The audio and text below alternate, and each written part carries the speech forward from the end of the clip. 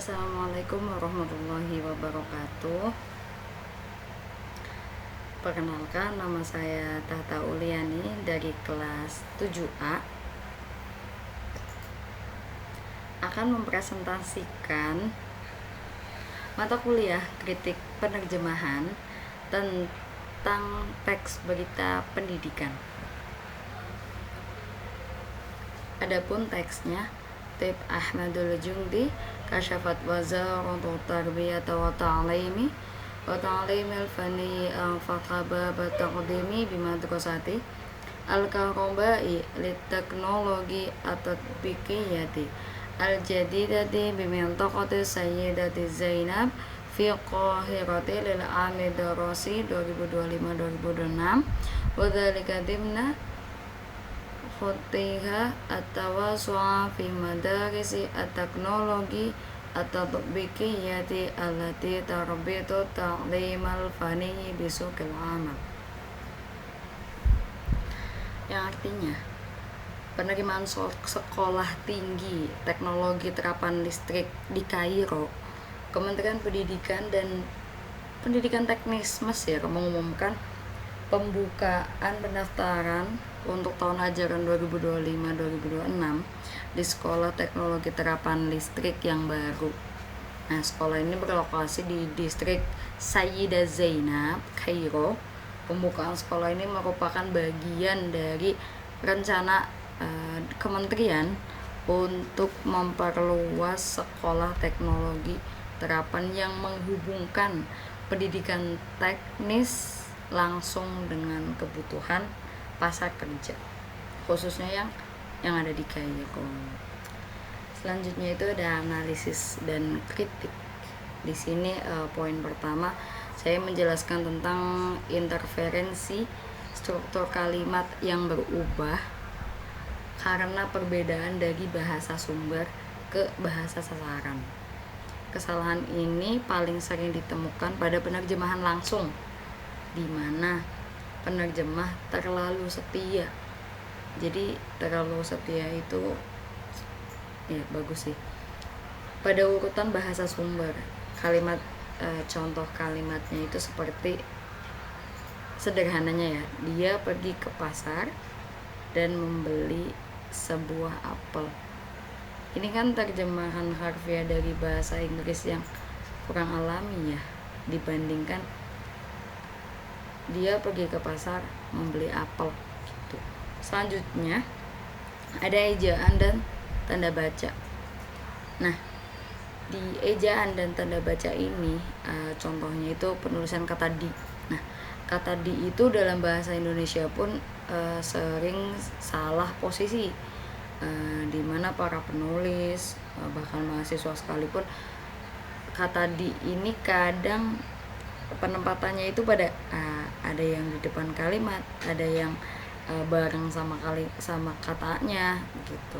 Nah, di dalam teks ini contohnya itu ada penulisan di yang seharusnya dipisah atau digabung bisa mengubah makna secara drastis.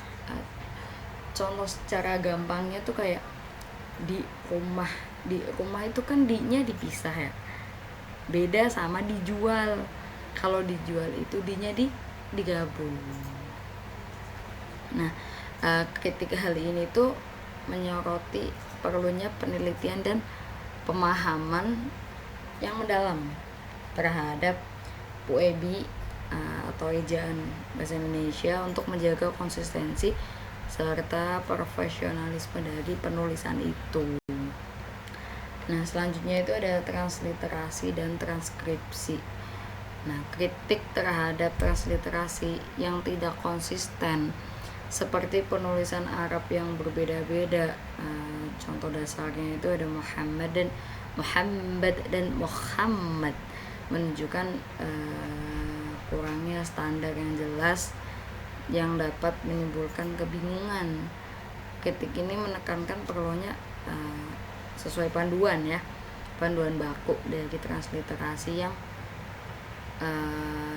baku gitu, agar keberagamannya itu tercapai gitu. Jadi maknanya itu tidak terlalu jauh berbeda gitu.